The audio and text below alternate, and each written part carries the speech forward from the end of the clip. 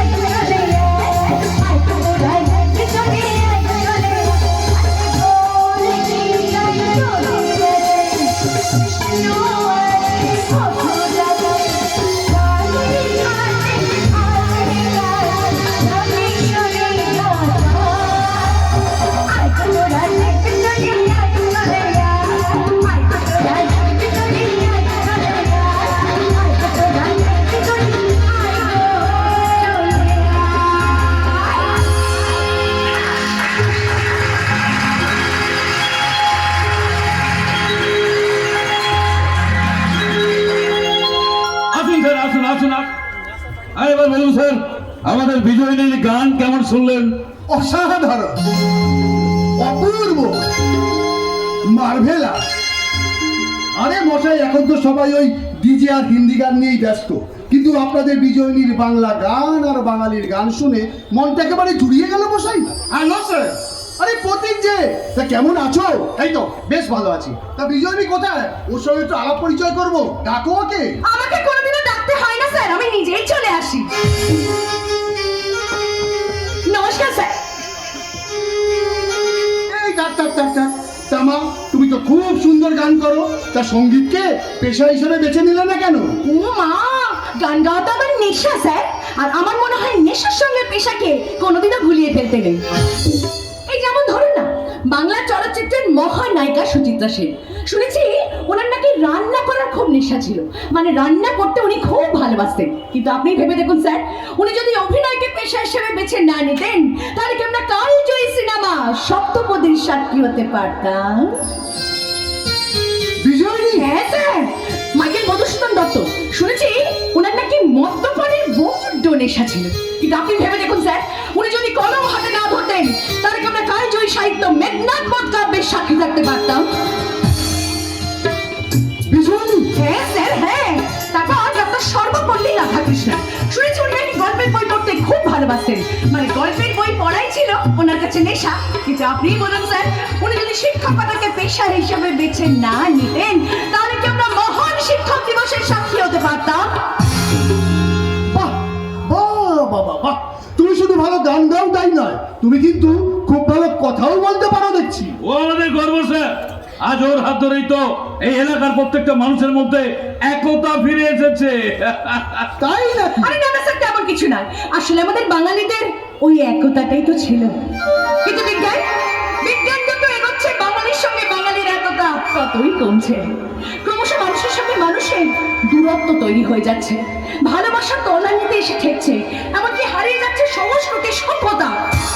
আর সেই জন্য দেখুন না স্যার, মোবাইলে এখন হোয়াটসঅ্যাপ মেসেজ ঢুকছে, তার বদলে হারিয়ে যাচ্ছে সেই সবুজ ইংল্যান্ড খামে লেখা বিজয়ার চিঠি। এলইডি টেলিভিশন এসেছে, তাই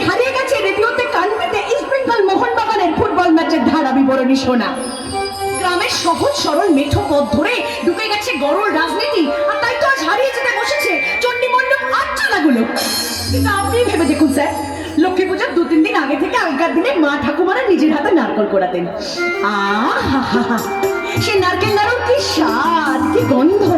সেই নারকেল নাড়ু এখন বাজারে কিনতে পাওয়া যায়, এমনকি গঙ্গা জল তাও বোতলে পুড়ে বিক্রি হচ্ছে।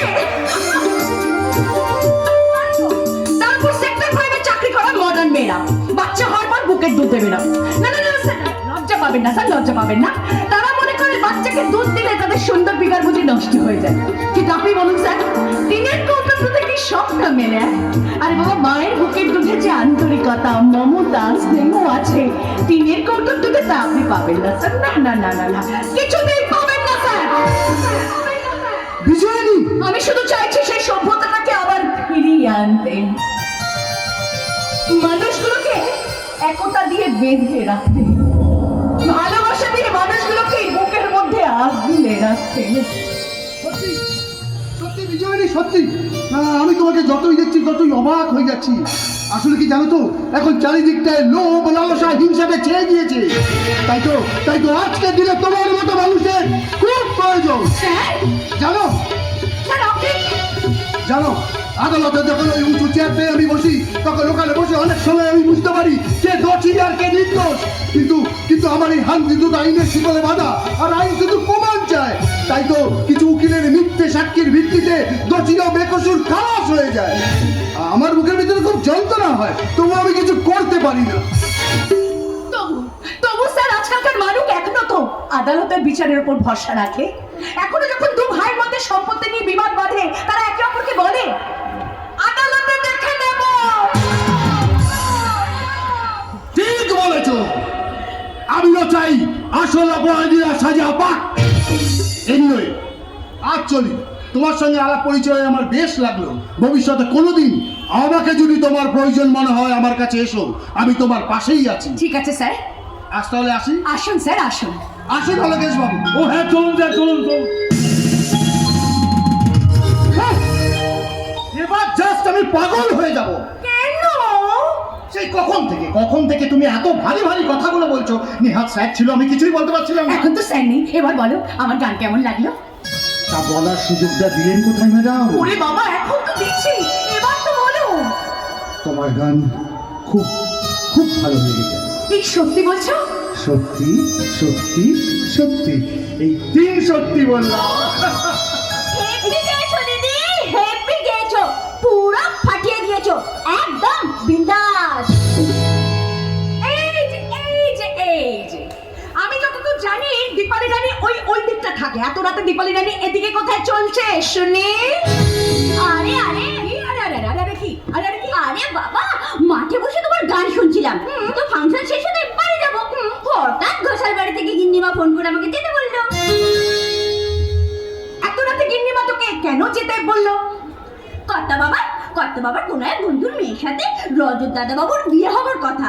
তো সেই বন্ধু আজ বাড়িতে এসেছিল, তাই গিন্নিমা ভালো মন্দ রান্না করেছে। আমাকে ফোন করে বললো আমি যেন গিয়ে আমার আর মায়ের খাবারটা নিয়ে আসি। গিন্নিমা তো আমায় খুব ভালোবাসে, তাই যাচ্ছে সেই খাবার আনতে।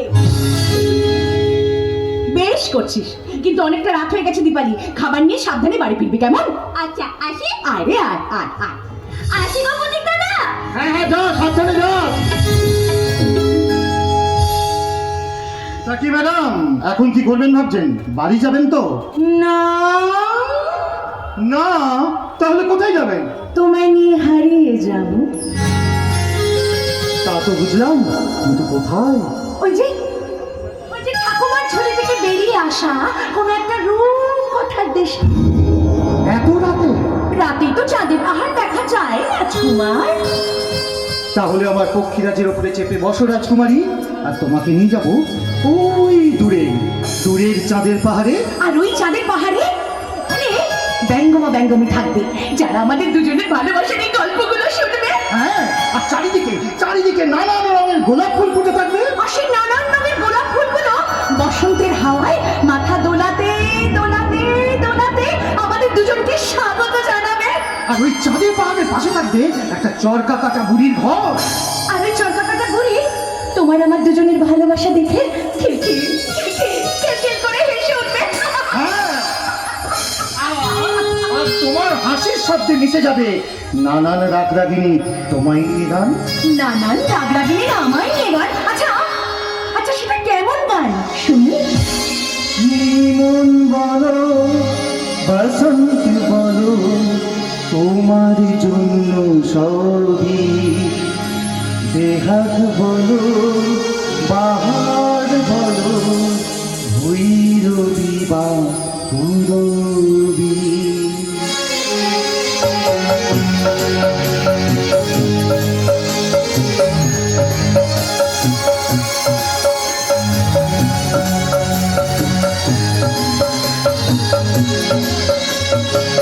মন বলো বসন্ত বলো তোমার জন্য সবই, দেহাত বলো বাহার বলো ভৈরবী বা পূরবী। জীবন বলো বসন্ত বলো তোমার জন্য সবই, বেহাগে বলো বাহার বলো ভৈরবী বা পূরবী।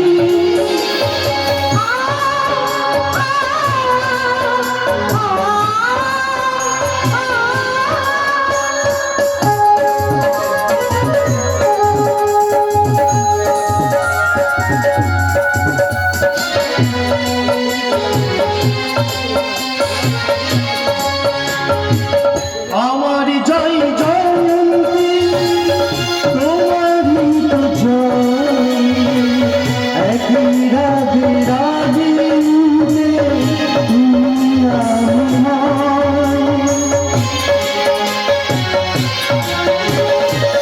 আমার জয় জয়ন্তী তোমারই তো জয়,